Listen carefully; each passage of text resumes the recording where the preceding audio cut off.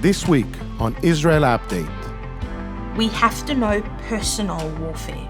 We have to know how to war ourselves.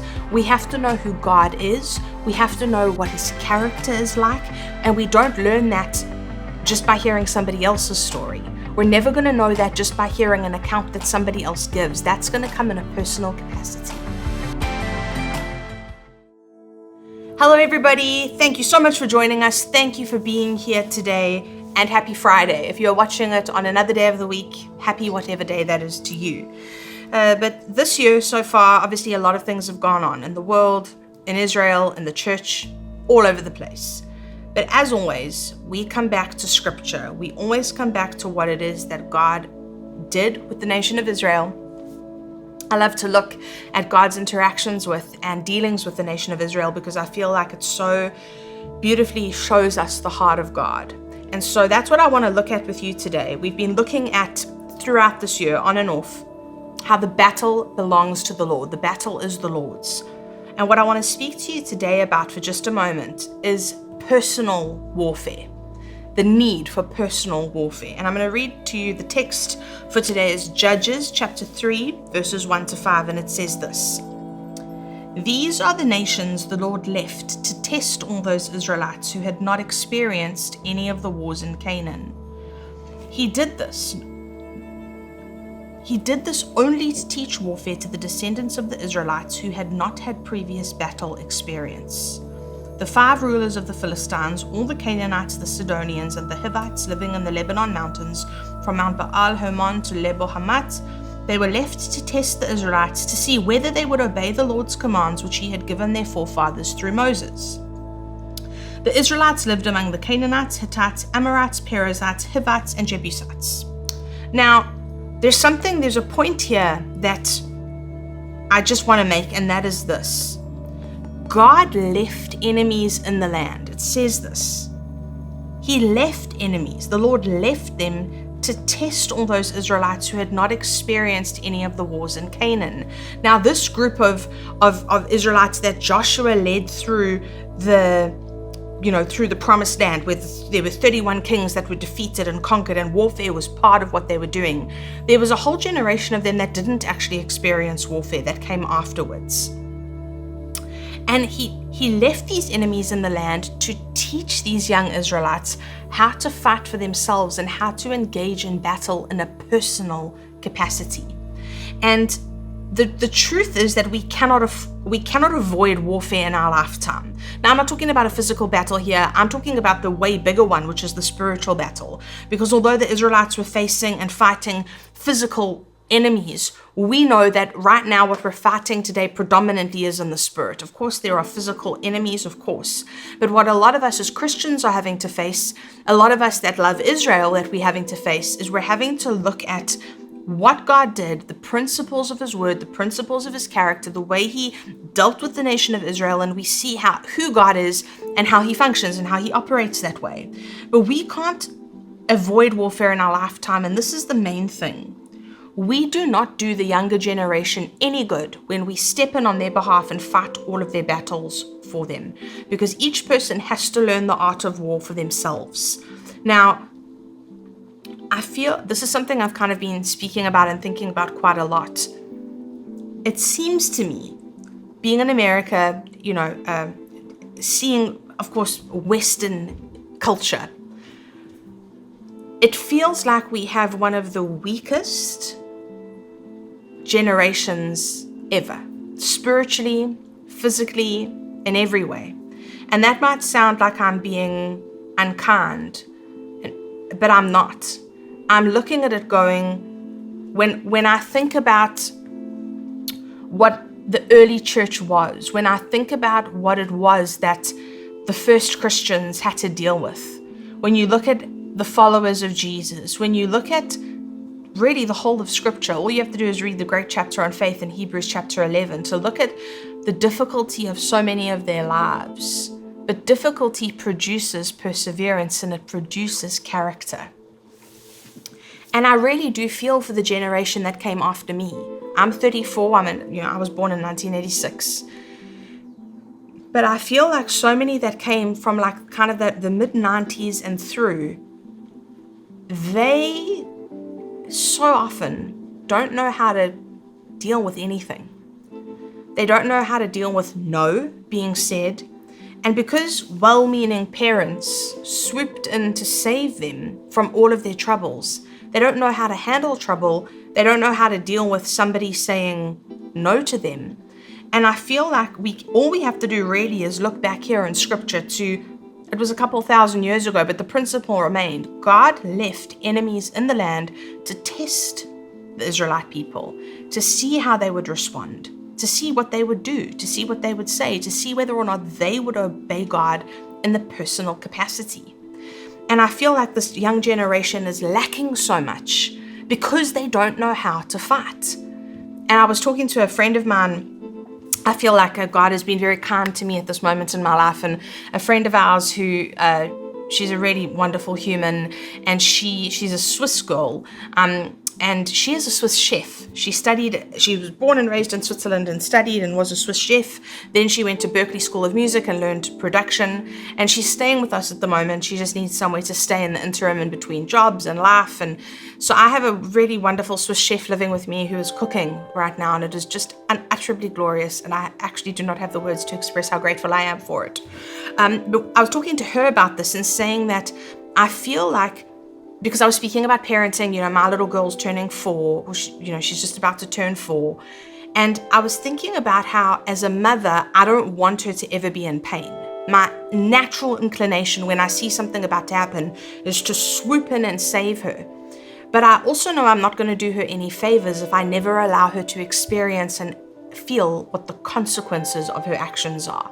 Now, of course, there are different scenarios for this. My kid is very young. So there's certain things. If she tries to run away from me in a car park, which she did one time when she was 2.5 in a Target car park, she tried to run away from me. She never did it again by the time I was done with her, because the inner African mother in me came out, and she learned her lesson very hard that day. And I can tell you that after that specific round of I'm just going to say it flat out. I hit that kid hard. And I was like, if you run away from mommy, you are going to die. And then I'm going to be so sad, and I'll be a very bad mother. And she howled and sobbed and wailed. And I was like, you never, ever, ever run away from me when there are cars. Do you understand me? And she's never done it since. So obviously in that regard, I'm going to swoop in and save her. It's my job. But with other things like, hey, Nevaeh, you shouldn't climb on that chair and try balance on one foot. You're going to fall. I can tell her 3 or 4 times, but then do you know what? She gets up on the chair, she falls, howls, wails, hurt her knee, and I help her clean her knee up, put on a little band-aid, whatever. But she has to learn to feel the impact of some of her decisions. Now, I'm talking about this in super simplified terms. But I think a bigger problem presents itself when young people in general are not made to deal with consequences. And if there's no dealing with consequences, there are no lessons learned, there's no character developed, there's no maturity that will ever come. Because I'm sure all of you out there will know that you know some people who are fairly old in physical age but have absolutely no maturity. But then you can also know some people who are fairly young in age and have a lot of maturity. But I think a lot of it boils down to this. We have to know personal warfare. We have to know how to war ourselves. We have to know who God is. We have to know what his character is like. And we don't learn that just by hearing somebody else's story. We're never going to know that just by hearing an account that somebody else gives. That's going to come in a personal capacity. And I know for some people, their lives are very, very difficult, and not for one moment am I trying to downplay any of that. I'm just saying, I think for a lot of us, some of the struggles that we might go through, some of the difficulties we might have, or even that we maybe had in our younger years, some of that I really do believe was God seeing what we're made of. There's a scripture in Jeremiah 12:5, which has always haunted me. And it says, if the footmen tire you out, how will you run with the horses? And I thought about that so often, and I'm like, if we're called as the church, especially for those of us that love and support Israel, we're called to be a voice, to stand up, to say things that are unpopular, to make a stand, to do everything we can to show support. But if we get so worn down by minor things, we're never going to be able to run and forge ahead and do what it is that God has called us to do. And I hope you hear what I'm saying in all of this and not what I'm not saying. What I'm saying is that we need to understand personal warfare. And for those of us that maybe have kids or grandkids or whatever it is, there is some very strong merit to, I think, allowing consequences to be felt and experienced, because that ultimately is what produces character. When we look at this, these are some pretty massive enemies. The Canaanites, the Hittites, the Amorites, the Perizzites, the Hivites, and the Jebusites, the Philistines, the Canaanites, the Sidonians. These are some pretty major enemies if you look historically at some of the wars that were faced. But when these people had to learn to go into battle themselves, when they had to deal with enemies themselves, that is what established strength, that is what established character, and that is also what established a personal understanding and knowing of who God is. And so I pray that that encourages you today, just to know that what it is that you're facing, God is aware of it. I know for some of us, we really just need some supernatural deliverance. And the awesome thing is that is what God does. We look at the nation of Israel. We look at the Battle of Jericho. That was God's supernatural intervention. As faith was activated and people shouted, God caused walls that were impenetrable to fall down. That's who He is. That is who God is. And so for those of you that need that supernatural deliverance, I really am trusting that God will give you that He will provide that He will be all that you need. And for those of us that maybe have gone through struggles and thought, God, why does this thing just not go away? Maybe it's that we're learning something. Maybe it's that God is teaching us something. And what I'm going to be speaking about in an upcoming show is how God does not waste the wilderness. And so on that note, I'm going to say, God bless you. Make sure you tune in next week. Every Friday, we have a brand new episode for you on israelupdate.org. And of course, follow us on our Facebook page. That's where we post breaking news and everything else that's going on in the nation of Israel. And now that Israel has reopened, it is so awesome seeing Doobie again, these segments of his, I love them. And so God bless you. Shabbat Shalom. Have an amazing week. And if you need prayer specifically, please feel free to email me on israelupdate@houseofdestiny.org. Israel Update is brought to you by the generous supporters of the Israel Partnership.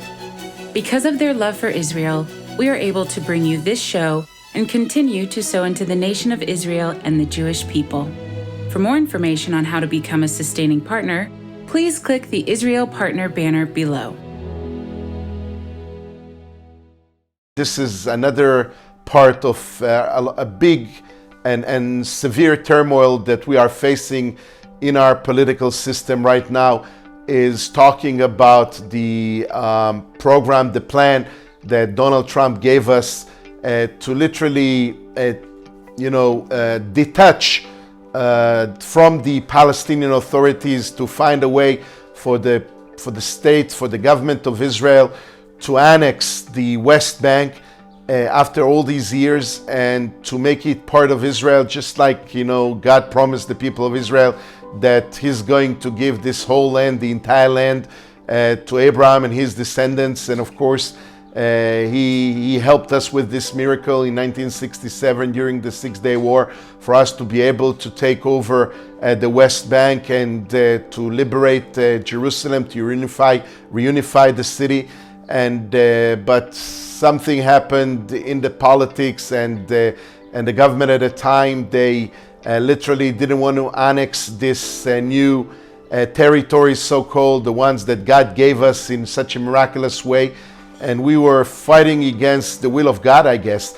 And in the last few years, Donald Trump and the American administration were literally sitting down and working on a plan, on a program for Israel to be able to annex the West Bank and just find a solution already how to control the situation over there with the Palestinians, that under the Palestinian authorities, their own government, they're not reaching out for peace. The education system over there is training the young kids to become enemies of the people of Israel, of the state of Israel. We see what happened in Gaza, where the Hamas is inciting the people, launching rockets and missiles and all these terror activities against Israel. And on the other hand, also from the northern fronts of Israel, the Hezbollah is always threatening, intimidating us. Iran is creeping closer to our borders, together with Syria and other proxies of the enemies of Israel, including ISIS, are trying to enforce and reinforce some kind of a regime next to the borders of Israel, alongside with the Lebanese border, alongside with the Golan Heights border, so they can really be stronger and have much more massive military presence next to our borders. So maybe they'll be able to join hands together with the Palestinians, with the Hamas, and maybe the Palestinian authorities, should they call another intifada, and come and try again to attack us simultaneously. So the state of Israel now is facing huge challenges. First and foremost, this government was formed while deciding that we will definitely take and agree and accept the American plan set by Donald Trump, President Trump and his administration, to annex the West Bank and take control over those areas and literally make them part of the state of Israel. But unfortunately, we're seeing a lot of enemies from within the country, a lot of protesters, big demonstrations all over the country. So we really need to once again pray for unity, pray for the people of Israel to get together and realize and understand what is the best choice for us politically, how to deal with the enemies of Israel from within and from the outside. And I always find myself almost every week finding myself literally asking you, dear friends, to stand together with us, pray together with us for unity amongst the Israelis and unity in Israel. The last thing that I would like to talk about is not exactly about Israel. In a way it is, but it's I really would like to encourage you all to go to the House of Destiny website and to watch the amazing documentary that Jane Clement and Done Clement did together with the team about Matt Young, their beautiful son, Jane's and Kim's beautiful son, with this huge tumor, the overgrowth that he had on his face. This is an unbelievable, one of the most moving documentaries that I've ever seen in my life, where you can really get to see the amazing part of the boots on the ground programs that we are having, how this ministry has been touching lives of people from all over the world.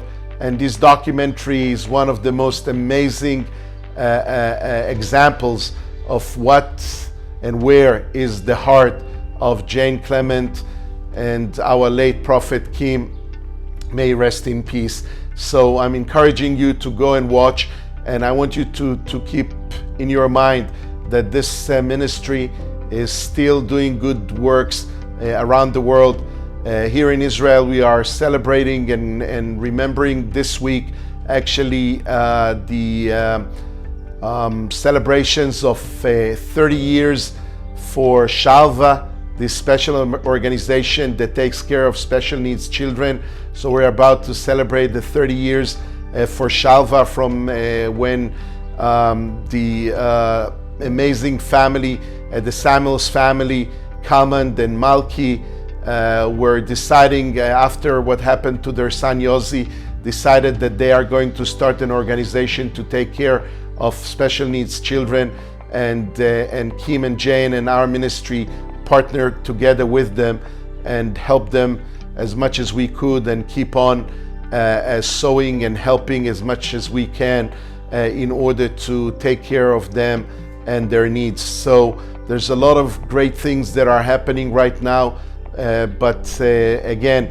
just go back to the House of Destiny website and see the documentary about Matt Young, and I think this will definitely encourage you and prompt your heart to stand together with us and to see the multiple missions that this ministry has been taken upon itself. From here, from Israel, it's almost Shabbat here, so I'm saying to you, Shabbat Shalom. I love you a lot, Doobie, and I'll see you soon. Bye for now.